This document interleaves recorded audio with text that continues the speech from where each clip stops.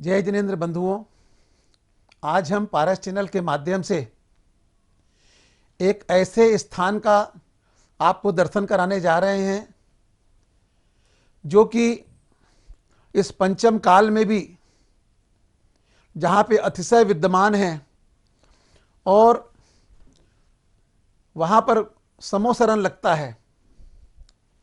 झांसी जिले के अंतर्गत झांसी से 120 किलोमीटर दूर एक छोटा सा गांव है और जिस गांव का नाम है तोड़ी फतेहपुर।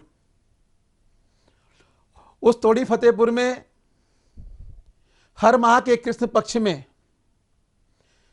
12, 13, 14 अमावस्या के दिन मेला लगता है। सैकड़ों की संख्या में वहां भक्त आते हैं और अपनी मन की मुरादें पाके जाते हैं। आज भी जब पार्श्वनाथ भगवान की अस्सयकारी प्रतिमा का मंदिर जो कि तोड़ी फतेहपुर में विराजमान है और जहां पर जब दरबार लगता है, उस दरबार में हम प्रश्न करते हैं और हमें उन प्रश्नों का उत्तर मिलता है। और तोड़ी वाले बाबा का तो यह चमत्कार है कि रोते रोते आते हैं और हंसते हंसते जाते हैं। आपने अपने जीवन में अगर तोड़ी फतेहपुर के दर्शन नहीं किए हैं तो जरूर एक बार जाना और पार्श्वनाथ भगवान के दरबार में जाकर के श्रीफल अर्पण करके अपने मन की मुरादों को पाना।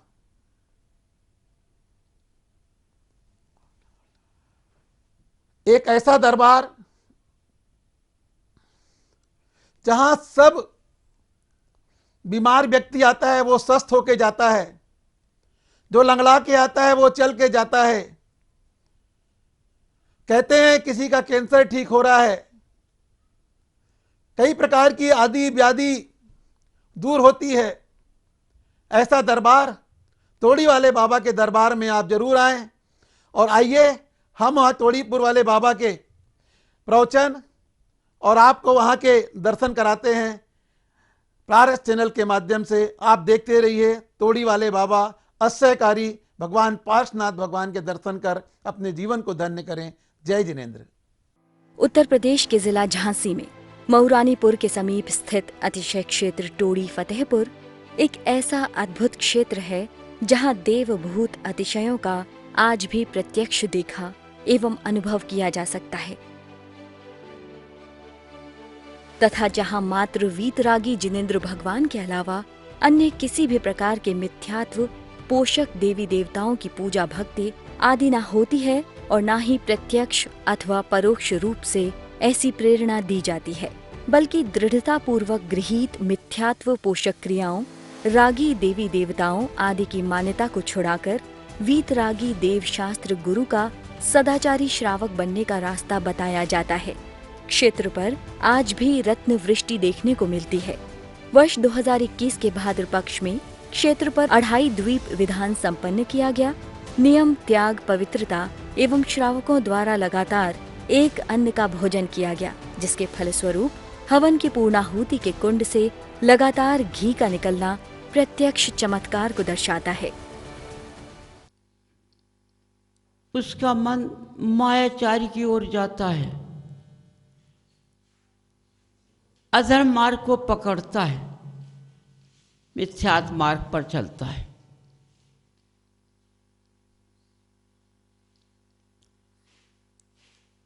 क्यों? जहां रास्ता मार्ग सही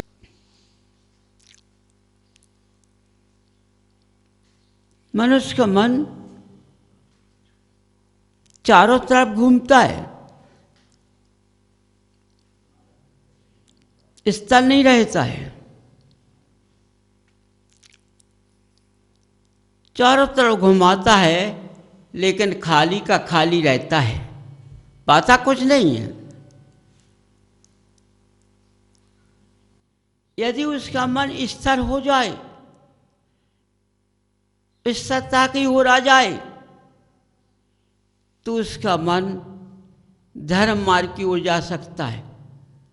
वह मनुष्य धर्म रास्ते पर चल सकता है। बंधु, बिना धर्म के कुछ नहीं होता है। कोई भी सोच ले कि मैं बिना धर्म का कुछ कर लूं तो कभी कुछ नहीं हो पाएगा। रास्ता चलेगा, मार्ग भूल जाएगा, मार्ग से लौटकर वापिस आ जाएगा, भटक जाएगा।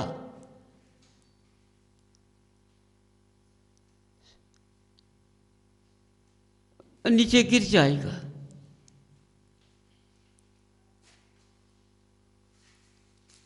मनुष्य क्या सोचना है, मैंने जन्म किस लिए लिया है? हमने जो जन्म लिया है इस मनुष्य पर्याय में, इस कुल में, जिसमें हमको देवादेव अरहंत देव मिले हुए हैं,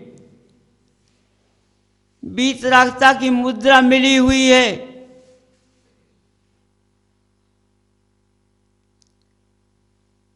इसको देखकर स्वयं सोचना चाहिए, विचार करना चाहिए, अंदर की भावना को जगाना चाहिए कि देवादेव अरहंत देव ये हमको क्यों मिले हैं? हमने ऐसा पूर्व में क्या किया जो आज हमें ये वर्तमान में मिले हैं? अपने भाव को जगाइए, अपने मन के भाव को पवित्र कीजिए, अपना विवेक जगाइए, रास्ता का खोज कीजिए कि ये क्यों मिली है।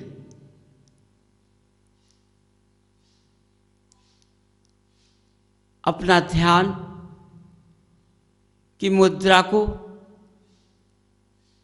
ध्यान में होकर के अपने अंदर लगन लगाना चाहिए। ये क्यों मिले हैं?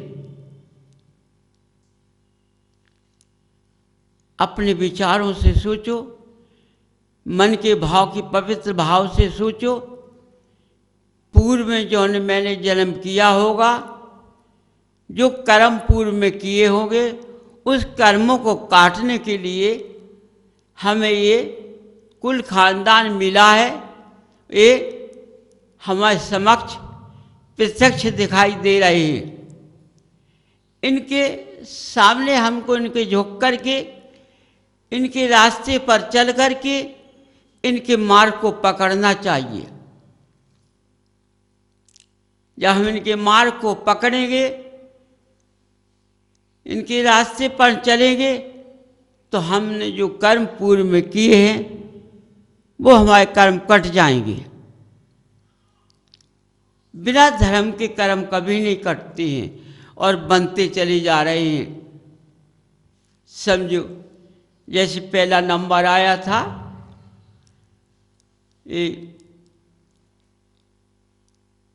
कि उसकी अवस्था इस तरह से है और पूजन कर रहा है,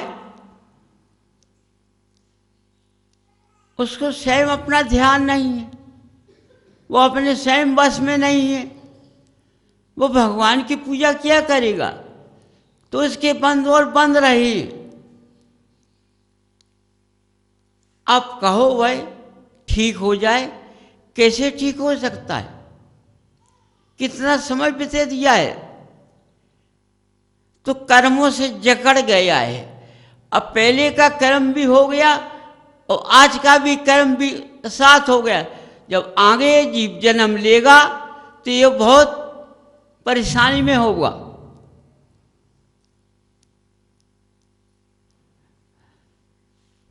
तो बंधुओं, ये मनुष्य पर्याय कर्म काटने को मिली है, बांधने को नहीं मिली है। लेकिन आज हर मनुष्य कर्मों के बांधने के चक्कर में पड़ रहा है, कर्म काटने के चक्कर में कोई नहीं है। माया से कभी कर्म नहीं कटता है।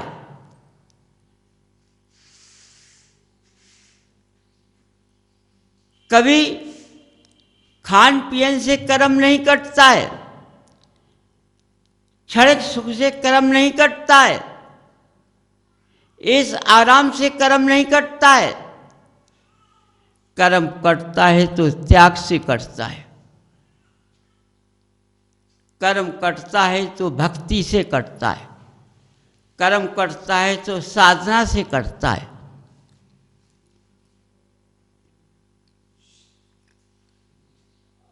बंधु, बिना साधना के, बिना त्याग के, बिना भक्ति के धर्म का मार्ग नहीं मिल सकता है। तुम सोचो, हम पैसे से दान दे करके कर्मों को काट लेंगे तो कभी नहीं कट सकता है। हाँ, ऐसी अपने मन के भाव से, पवित्रता के साथ से तुमने जो दान दिया वो तुम्हें साथ दे सकता है। लेकिन नाम से, किसी के कहने से तुमने जो दान दिया है वो तुम्हारा साथ नहीं देगा।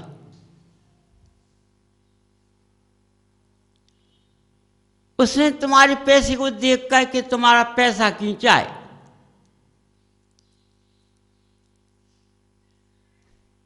तुमने उसकी बातों में आकर के अपना पैसा फेंक दिया है, वो पैसा तुम्हारा साथ नहीं देगा।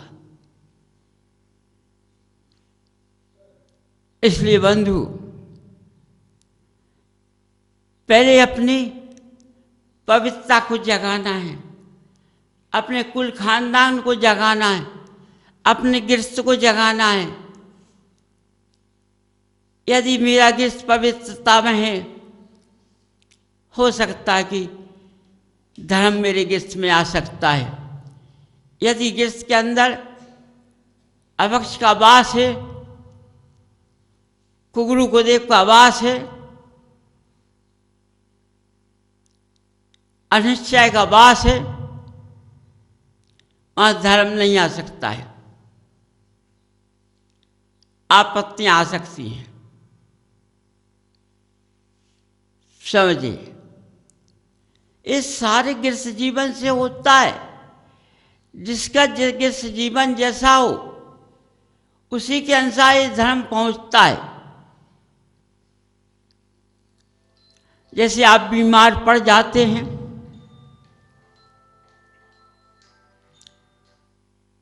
आपकी भूख चली जाती है, खाना नहीं खपता है। समझो हमारे शरीर के अंदर ऐसी बीमारी का वास हो गया है जो हमें खाने से घृणा करने लगी है। मैं घृणा खाना से करने लगा, मेरा ये खाना मेरे अंदर नहीं जा रहा है। क्यों? मेरे पेट के अंदर कोई खराबी आ गई है, या हमको सर्दी लग चुकी है, या मेरे अंदर गर्मी आ चुकी है, या मैंने गैस भोजन खा लिया है। देखो बंधुओं, सर्दी से भूख चली जाती है, सर्दी का अंग हो जाता है, वातांश उखड़ जाता है। गर्मी से भूख चली जाती है, क्योंकि गर्मी जब शरीर के अंदर पहुंच जाती है, इंद्रियों को सुखा देती है, तो भूख की ज्वाला बंद हो जाती है। गैस भोजन खाने से पाचन शक्ति कमजोर हो जाती है,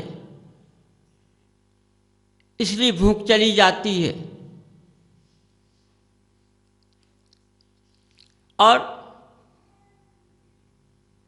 सर्दी के अंग में जब सर्दी का अंग हो जाता है तो उसके भूख जाने से शरीर के अंदर की नसों में गड़बड़ी हो जाती है। हमेशा जो बीमारियां आती हैं इस सर्दी में या बरसात में आती हैं,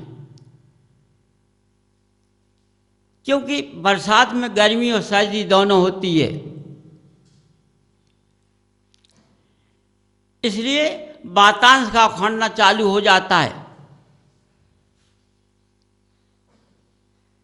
वातांश के उखड़ने से अंग का, शरीर का चलना कमजोर हो जाता है।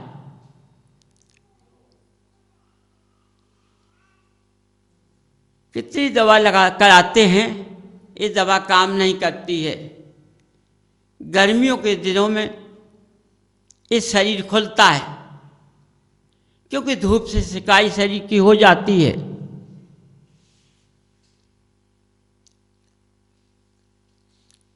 समझिए,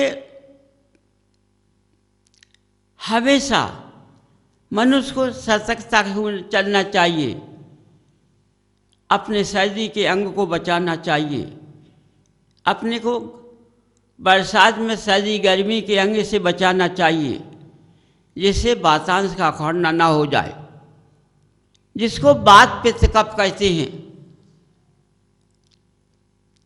ये सर्दियों और बरसात में उखड़ता है।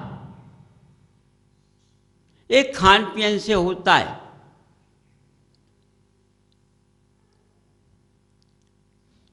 समझिए बंधु, इस शरीर इससे बेकार हो जाता है। आप लोग कितनी दवा कराते हैं, वैद्य हकीम उसको पकड़ नहीं पाते हैं। बहुत परेशानी आती है। तो हर बात को संभल के लेना चाहिए कि सर्दी के अंग में, सर्दी के अंग का बचाव करना चाहिए। समझिए, और सर्दियों में गर्म भोजन नहीं खाना चाहिए।